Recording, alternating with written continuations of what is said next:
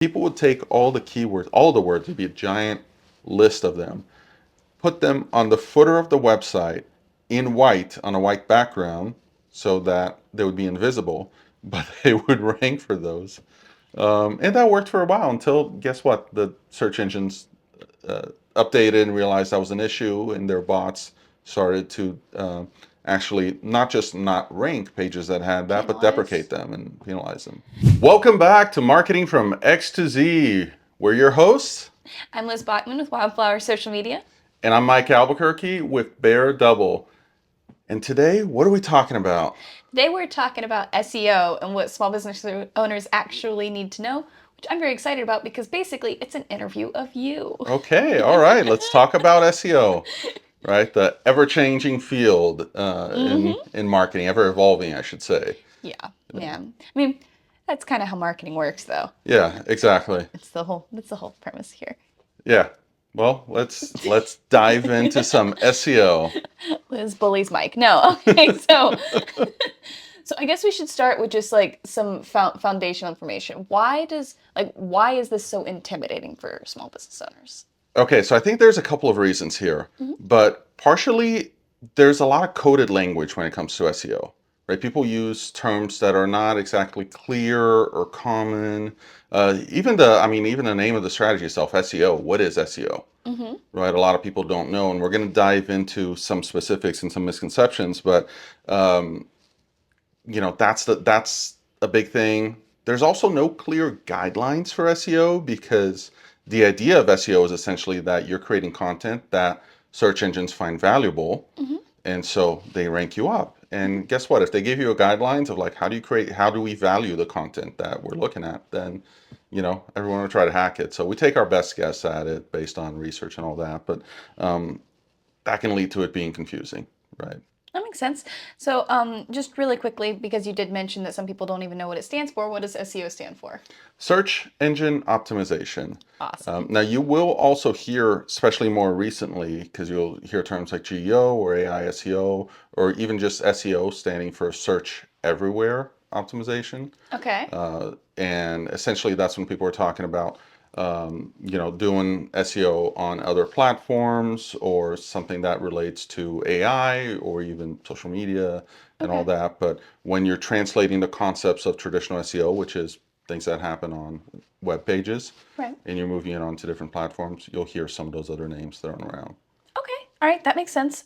So moving on, what is one of the biggest misconceptions that you've seen small business owners have about SEO? So there's a lot of people that will ask me specifically when we're working on a website project, does this come with SEO? Right? Because they think that SEO is a one-time thing that you do, and it's like, check the box, SEO is done. And that's not the case. I mean, yes, there are foundational things that you do to help your website rank organically, but if you're not constantly working on your SEO, it's not going to work, right? It's a long-term game. Gotcha. Okay. And That makes sense. I'm sure you like when do people approach you about SEO? What is the misconception there? Okay, I don't do SEO. That's first of all, just no. Like that's not my beat. But they will approach me because there's a lot of misconception around SEO and social media being the same thing. Now, social media can help with your SEO, Yeah. but it is not an SEO strategy necessarily, and it doesn't have really much to do with what's on your website itself, which is often where SEO needs to start, or at least from my understanding. We will incorporate SEO best practices into blog posts and things of that nature, but the stuff that's done like in your metadata and on like a Google business profile and all that, that's not our world. And because it's all kind of digital marketing, it's like, oh, so you do this too, and it's a totally different field. Yeah. Sometimes people get confused with SEO and just marketing in general. I mean, I get a lot of people who will say, "Oh, you do SEO? That's great because I need to run an ad campaign for, on Meta or on Google."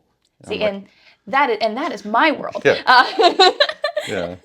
Okay, so when there are all these different options, right, for digital marketing and how to spend your money when it comes to marketing online, How critical is SEO for small businesses?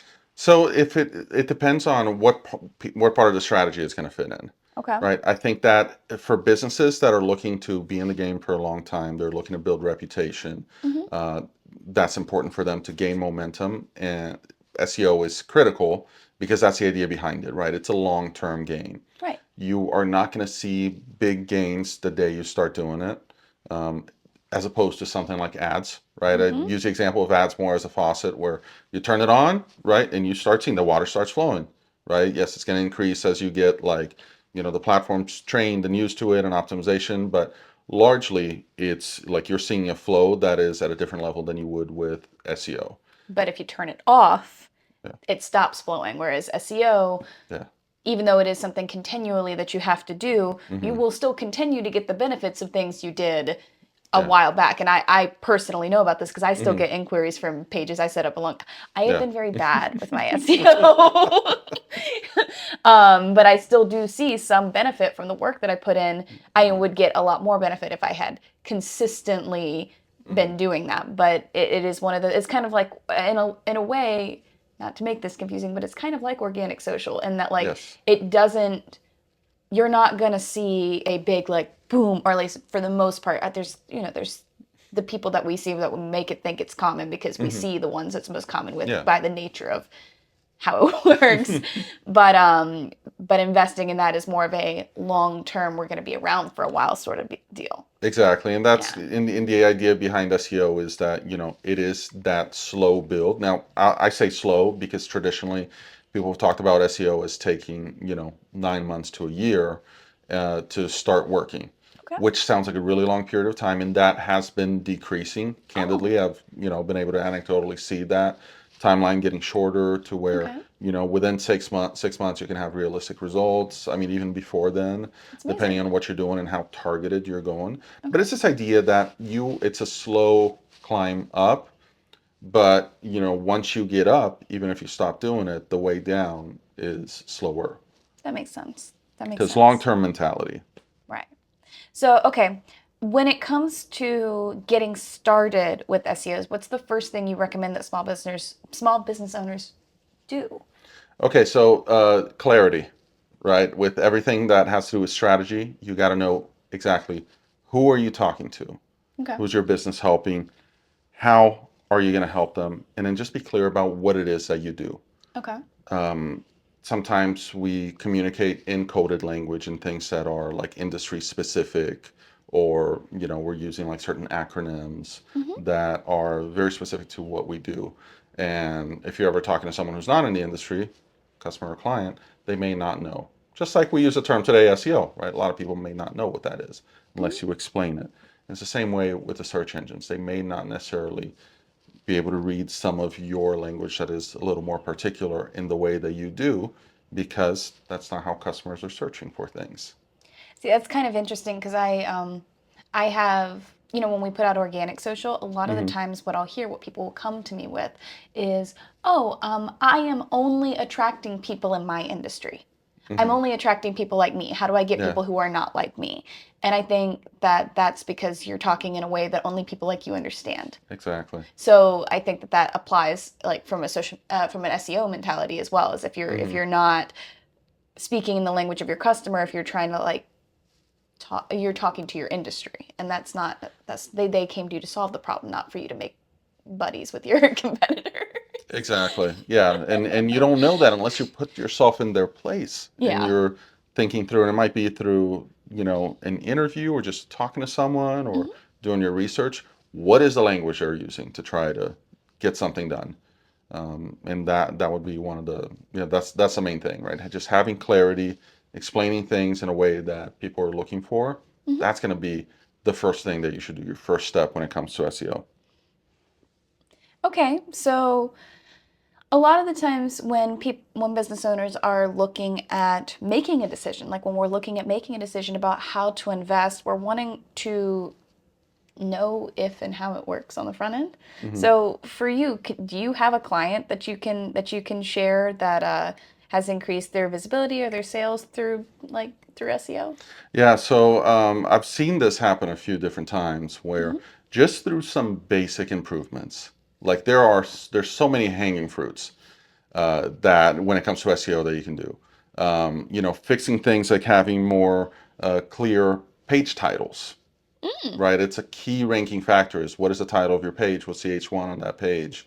H1 being header number one, which is typically the largest headline that you see on a page, right? The thing that's at the top in the big text. It's important what it says there in that it relates to keywords. If you just go through your website with that mentality of saying what it says over here at the top in the big letters, it matters. There's an interesting study Mm. that Neil Patel from Uber Suggest did a while. It was a couple years ago, but it was it was going through how a page ranked um, if it had the headlines coded to like H1, H2, and H3, Hmm. which not to get too deep into it, but on your website you can have up to 6 different types of headlines, and you should only have one H1, which is the biggest headline, the primary one, versus just using no H tags and just using uh, typefaces that are different sizes, just doing everything as a body copy and doing the headline bigger.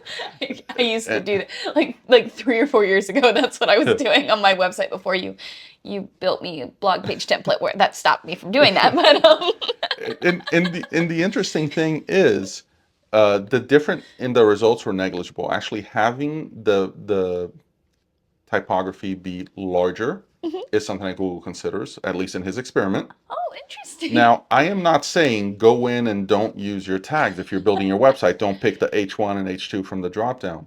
Use it, but when you do, also don't try to hack the system and make your H1 this little so that you can put your regular head, whatever you want to be your headline that's not SEO specific larger. People do And so that. people do that. That's supposed to be a hack. And we'll talk a little bit about some of these strategies as well. I really hope that one of the things that you guys are getting off of this podcast is to stop trying to hack stuff because it never ends up in the long term being the right decision. It doesn't. And here's the thing: the algorithm catches up with you. Yeah. You know, it used to be the black hat SEO strategy back in the day. To use let's get into the generations again. Back in the day when I started on the internet, when it was largely, I mean, it was Google and Yahoo were searching based on like individual keywords. Okay. People would take all the keywords, all the words, it'd be a giant list of them, put them on the footer of the website in white on a white background so that they would be invisible, but they would rank for those. And that worked for a while until, guess what? The search engines updated and realized that was an issue, and their bots started to actually not just not rank pages that had that, but Penalize. deprecate them and penalize them. See, that was so I don't know about all that, Hmm. but when I was in middle school and we had Instagram on our phones, it Oh was my like goodness, you had Instagram in middle we school. did have Dear Instagram in middle Lord. school. Yeah, but it was very different than Instagram today. Um, there was there were certain hashtags that you could use that were a hack to increase visibility. Like I Hmm. remember there being like this hashtag JJ that whenever I used it, I don't even know what it meant, but whenever I used it, my posts got seen by like 2,000 more people. Yeah. And that does not work now. In fact, they're moving towards only allowing like 5 hashtags on your Hmm. Instagram posts because they're optimizing social media for search Uh-huh. because each individual post you put out is really kind of like a web page on the being of Instagram, right? Hmm. So like but that used to be a hack as well, and Instagram's like deliberately making it to where you can't do that Yeah, anymore. that makes sense. If you're watching this on YouTube and you use hashtag JJ, comment below. Gosh, that is like how many years has that been? I was that was 14 years ago. Okay, yeah. Hmm. All right. All right, So bringing it back in. yeah, let's go back. Okay, let's go back to some of the things that I've seen boost traffic, right? Okay. So, adding service pages to your website. If you do not have individual service pages, add them Hmm. per service. That's going to help you rank. It's going to give you the ability to go deeper into those services and explain them more. Okay. So add service pages with proper page titles as H1s. Just in and even think through like other headlines as you're going down the page. that relate to what people would be searching for. And then the lowest hanging fruit of them all and the highest impact is Google Business Profile. Mm-hmm. So if you do not have a Google Business Profile, set one up. If you have one, then optimize it. Go through it, make sure that you're posting to it weekly. Make sure that you have picked the correct categories there for service that you have. If you're a service area business, you got that defined. But just go through it and optimize that. That is like that in of itself is just going to help with visibility a lot. Be shocked how many businesses aren't optimized for on their profile. How often, and this is not on the questions I gave him, but Mm-hmm. how often should you be going into your Google business profile and making sure that it's optimized? Like if you did it once, is it done, or do you need to go back and over I and think over? if you check it like yearly, Okay. that's fine. But you got to keep posting to it. You got to keep it active. So post weekly, Oh, and whoops. you can use a scheduling tool. So, you know about all about the scheduling I tools. do. I love myself a good Um, scheduling tool. so you can get a scheduling tool and post there, post with that, and it doesn't have to be anything fancy. It's short, an image, um, a little blurb, and one thing to one little positive hack, not white label hack, is if you have a new page that you added to your website, be it a service page or a blog page, then when you are making a post on the Google Business Profile, post about that page and post a link to it. That's going to help it make sure that it shows up on search engines faster. Okay. All right. I like On that. Google, sorry, not search engines, the one search engine. Yeah, yeah, yeah.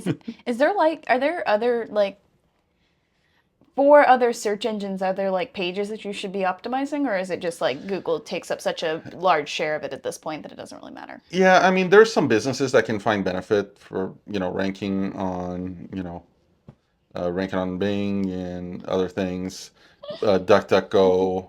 It depends on who your audience is. Google takes such a large market share Yeah, yeah.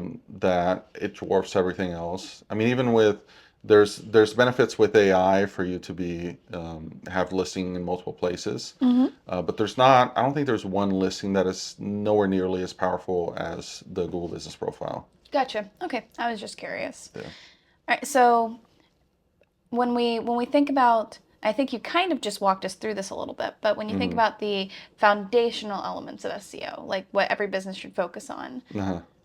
where like that's kind of what you just walked us through, It but is a little bit. I'll add a little bit to it. So we talked about clear service and location pages. Like we talked right. about service pages, but yes, if you're on multiple locations, then you should have a service per location page, and that's something that's going to help you rank locally. Is that applicable for like, so I have a social media agency and I have clients all over the country, Hmm. right? Is that applicable? I know the service pages is applicable to me, but are the location pages applicable to me? I would say so. Yeah. Okay. Because now the thing is, yes, you can try to rank for every city in the U.S. That And then feels like you're a going to have, lot. and there's a level of effort that it takes to do that. There's some ways to automate it as well. I don't want to go super into that, Okay, but sorry. there are no. I mean, it's a great strategy, right? I do recommend that you pick service by location, and that's your approach. And you can, I mean, there are businesses that do try to rank for every major city in the country. For if you have, even if you're a business like yours and mine, where we have clients all over, Mm-hmm. Chicago, Vegas, Canada, you name it. Mm-hmm. I would say that either start by focusing on places where you already have like clients, Okay. or locally, just like we're in the Atlanta metro area. Right. And here in Atlanta, we have Atlanta, city of Atlanta. We have, oops, there goes my Apple Pencil. You have city of Marietta. You have Alpharetta. Mm-hmm. You have Sandy Springs. You have all these different cities, which are all in the same area. Really, it's all Metro Atlanta. Mm-hmm. But you can try to rank for those pages and for those cities, and that'll give you a benefit. Okay. And there's some strategies even for certain clients where it makes sense to rank for neighborhoods. I just built a page where um, I just built a website for a client where we were focusing on very small neighborhoods because he wanted to have a presence when people were searching for that specific neighborhood. Gotcha. No, that does make sense because I've run meta advertising for a massage studio that they really only wanted it within like a certain Hmm. radius of that because of Yeah, how recurring clients come back when they're in a certain radius. But when they get outside of that radius, they're a little bit less sticky. exactly. Yeah. Yeah, and that'll be like for SEO for that, it would make more sense. It would make more sense for someone who's in town, right? Yeah. I mean, we're recording this right now here in East Cobb, Marietta, Hmm. and certainly enough. I mean, the only neighborhood I can think of is Indian Hills, which is everyone knows that there's a golf course, but I can't really tell you the name of too many other neighborhoods here, and I've lived here for 8, 9 years. Whereas I live in like North Druid Hills area. So I'm Yes. surrounded by all sorts of pockets of Yeah. neighborhoods that have their own like Hmm. that they're almost like their own little micro cities inside of the city. Exactly. Yeah. So, I mean, you can talk about, East Atlanta, Morningside, Hmm. I'm blanking out on the neighborhoods in town. It's okay, But it's there's not the I point. mean, there's like dozens of them in Yeah. town, and they're specific. There's like, I mean, you can go through it in like 2 minutes driving, Hmm. right? But for some businesses, there's a benefit to trying to rank for those. So, Well, especially because the population density. There are so many people that exactly. it's different than like somewhere that's a little bit more spread out. Yeah. Yeah. And, it's not like there's any businesses in like a neighborhood like Indian Hills, because that's purely suburban That's a houses. There's a golf course there. that is a residential neighborhood, Yeah. not like what these little micro Yeah. communities are. I get you. So I stopped at the first pillar. So let me Sorry go about through them that. real quick. Clear service and location pages. That's step number one. We talked about that. Yes. A strong Google business profile. We talked about that. Hmm. Having content, going a little bit into the writing part, content that actually helps people who are landing on your page, that answers questions, that addresses concerns. That's important. And then having a website that is just built right, right? It's going to be fast. It's going to be on a good server. It's going to load right on mobile and on desktop. If you nail those, you're going to be ahead of most of your competitors. I, mm. Say it, Liz.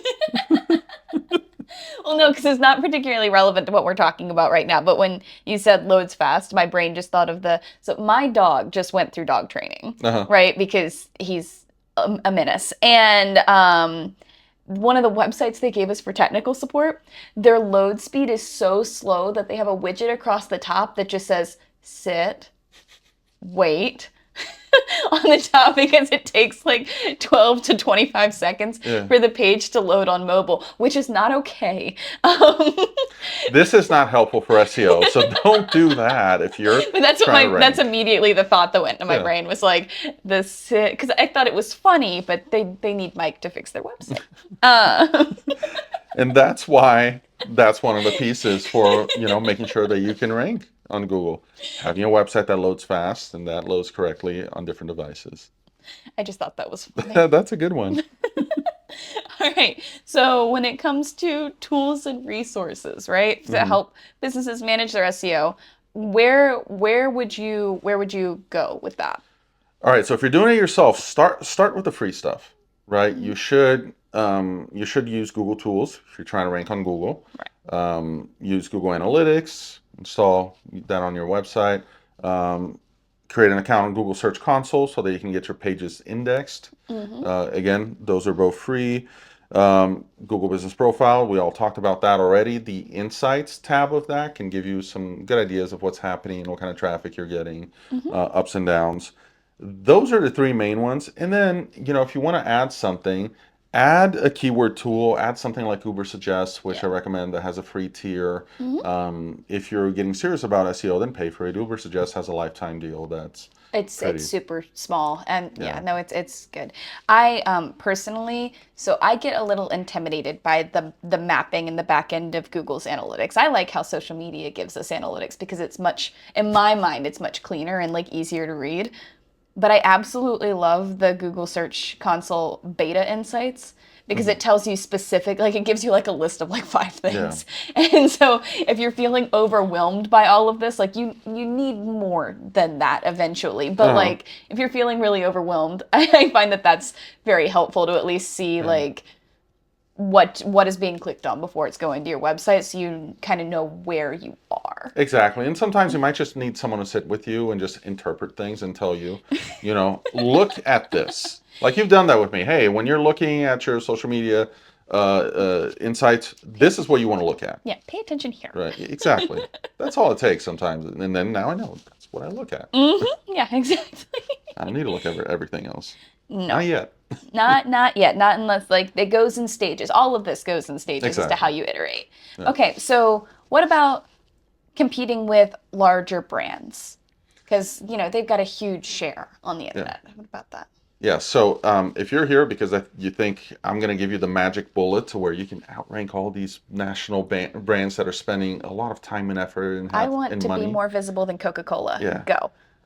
that's not going to work out, right? There's, I mean, it wouldn't make sense, but you cannot outrank those companies nationally. But where you can is locally because their content it is broad, it is not very specific. But we talked about the location pages. That's where the power comes in. You may not be able to outrank a company that is spending a lot on SEO to build a page that shows up everywhere, but you can outrank them when it comes to your hometown or your neighborhood. And that's going to come through. I mean, that's not going to be immediate. You're going to have to build up to that, but that's going to come through strategy, through again picking the right keywords, because that's the thing with we say outranking as if it is a race for, let's say, social media, right? And you're trying to outrank company, large agents. I'm trying to outrank HubSpot. Yeah, exactly. No. And it's not that, I mean, if you're going for the keyword social media, yeah, that's going to be impossible. But, there's other keywords out there. There's, whatever people are searching for, that's what a keyword is. Well, like right now, my website outranks HubSpot and actually almost every other company because we're ranking number like 3 or 4 Yeah. for social Instagram bio for authors, and like the being Exactly. more specific into that. So, yeah. Like, I mean, I had some quick wins for myself ranking for, gosh, what was it? Web Design Atlanta, Web Design Marietta. Like some of those, when you get a little more specific, like with, I think I did Web Design Roswell and ranked like the week of, which is atypical, but that just means that there's low competition for that keyword. So I was able to rank quickly on the first page of Google there. So let's talk about my favorite part of SEO stuff, which is content creation. All right. That's the part that I understand better. So why is that so important? And like, what would be some low hanging fruit or like easy things that businesses could implement to make that work?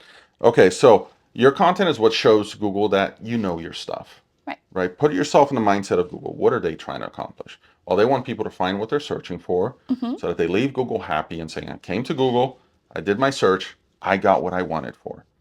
And all of us, companies and content creators and whatnot, we are a cog in that wheel of helping Google achieve their goal.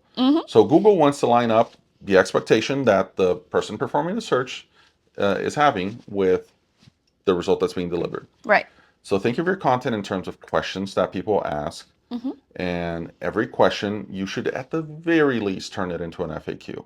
Okay. At the very least, have it as an FAQ either on a service page or on, an about page or on another page on your website. But ideally, you're taking questions and you're using that to drive your content strategy. You're building a blog post about it where you can, explain how to answer that question, what the process is, if it's a service that's being provided, or what the reasons that issue even has come up, some different solutions. Tackle it from different points. Just answer that question thoroughly. You can turn that into a page if it makes more sense, if that question relates directly to a service, or if there's a way, or to a product that you have, you might want to have a page about it, or to your process. But you at the very least want to make it as an FAQ, if not as a blog post or a page there. And just be clear, explain things as you would to people. You want to get some keywords in there, of course, but if you have not gone through the process of getting a tool, then just write it as if you would to a real person. Don't use language that is too industry specific. That makes Use sense. things that people would understand, because that's what they're going to be searching for. That makes sense. And I mean, as some of the way that Instagram is not Instagram. God, you can see how my brain works. As some of the ways that like Google and also AI tools like Gemini and Chat and that sort of thing are searching through, Hmm. haven't they started being able to like understand more context in what you're writing, which makes it Hmm. more friendly to writing it in that way instead of Yeah. the keyword stuffy sort of stuff. Exactly. Yeah, because if you're writing a page for SEO, Mhm. you're going to be hitting certain landmarks as you're going through it. You know, your title's going to be in a certain way. You want to break sections in a particular manner. Mhm. You want to have your keyword on the title, on the secondary headlines, in the paragraph, in the first paragraph you see on the footer. Like there is a structure to it Nice. that you can follow. And that's one piece of it. But if you're writing for the future, Mhm. which is what we're seeing with AI right now, then it is more about the context. It's about, just picking one piece of that, let's say that question or the topic that you're covering and just going deep into it Okay. because that's what's going to come up when, the AI tool is trying to give an answer to a user. Gotcha. And we're Okay. seeing that coming more obviously into Google via the Gemini integration. Right. Yeah. That But it's makes still a sense. little bit different because you can see as you perform a search on Google right now, and Gemini tries to answer it at the top, the answer that you see there as of now, January 2025, 2026, the answer that shows up in that little Gemini summary is different than if you click the dive deeper. Yes. So, Yeah. It's um, definitely interesting how that, or like if you just keep scrolling down, it's going to be different yeah, than the ones that it's referencing in the. exactly. Yeah. So. Okay. So what about mistakes? I mean, it's gonna come back to like some of the hacks and people chasing shortcuts with things. We've talked a little bit about, the role that AI plays. I mean, Hmm. and how it can be a great tool, but it does have a ceiling. If someone who's listening to this decides that, they want to start a content strategy for their blog and, to build out content based on the questions like we talked about, and they take all their customer questions and they put it into Gemini, ChatGPT, or whatever tool, and they get the answer and they copy and paste it. That is the same answer that anyone else could get, which means that likely other people will have already gotten a similar answer and put that in. And so that's only going to get you so far, and that's not going to be very far. Well, it's kind of like what we talked about in our last episode, which is like if you only use AI to do things, you lose what makes you special. So you lose Hmm. why people buy from you and not everybody else. Exactly. Yeah. Yeah. So add some personalization, add some context in there, add some anecdotes, Hmm. add your experience or your viewpoint. That's going to help. But don't just use verbatim what AI gives you. Yeah. Don't try to use some of those hacks those tactics that we talked about that are either old school or where people are trying to just hack the system because it's not going to lead to any long-term gains. You're going to end up finding out, even if it works for now, you're going to end up finding out in a few months that, the algorithm got updated, now you're being penalized and you're You got to dropping undo it overnight. all. Yeah. Yeah. That makes sense. So, okay, what about monitoring progress? How do you know if you are making any sort of headway? So there are tools for that where you can see some of the analytics, specifically like are you getting more visits from your website? On your Google business profile, you can see again number of visits, number of clicks there to see if what you're writing is resonating with people or not. With via Google Analytics, you can see on your site, which pages are performing better. On Google Search Console, you can see which keywords people are searching and getting to your site from. So those are a few different ways that you can track how your SEO strategy is working. Okay. At the end of the day, I mean, is your phone ringing more, right? Are you getting more emails? Are you selling more? Have your numbers gone up? That at the end of the day, I mean, we can have all the numbers in the world, but if it's not resulting in an increase of your business, then you might want to either revise the strategy or figure out where's the disconnect between the SEO strategy and the conversion. SEO is not going to sell things for you, Hmm. so there's a part of it which is a sales process there. But if it's not helping, then there's something that's out of alignment. Right. So you want to figure out what that is. That makes sense. That makes sense. Okay, so we have reached the part of the episode where we're doing our wrap up. All right, Let's so wrap it up. we got 3 questions left, as long as I don't derail the conversation. So, what is just one straightforward and actionable SEO piece that somebody can implement today? Optimize your headlines. You want to make sure that they are written for humans. You also want to get your keywords in there. So Okay. that's like the perfect mix. Okay. If you can do that on your homepage and on your service pages, it's going to help. Okay. That makes sense. What about one thing that they can take away as a critical principle of SEO? One thing that you would want them to just know after this episode? I would say that SEO is not about gaming Google. It's all about building content that's going to have value to Google, but more importantly to people. So focus on that, focus on creating high quality content, and people will find it, Google will find it. All right. And last question. What is one question small business owners should regularly ask themselves to make sure that their SEO strategy is staying effective? So I would tie this into the previous question about high quality content, but I would, in terms of the question, I would just say if someone landed on this page today, would they find value out of it? Okay. Will they get something out of it? Is it beneficial for, again, what they're searching? Back to what we talked about with search intent. Someone who's coming to Google, they want to find an answer to something, or someone who's looking to hire a business or buy a product. Are they coming to a page and is it answering their questions? Is it aligning with what they're expecting? Okay. That's really If helpful. not, then, Fix it. fix it. Okay. Well, I think that is all the questions that I had for you today, unless there's anything else you wanted to add. I think we've talked enough, Liv. I'm not Liz, my voice. My voice is going. All right. Well, then, thank you so much for your time and for your insights on SEO. Awesome. Hey, thanks for interviewing me. And we'll be back next week with another fun topic about marketing.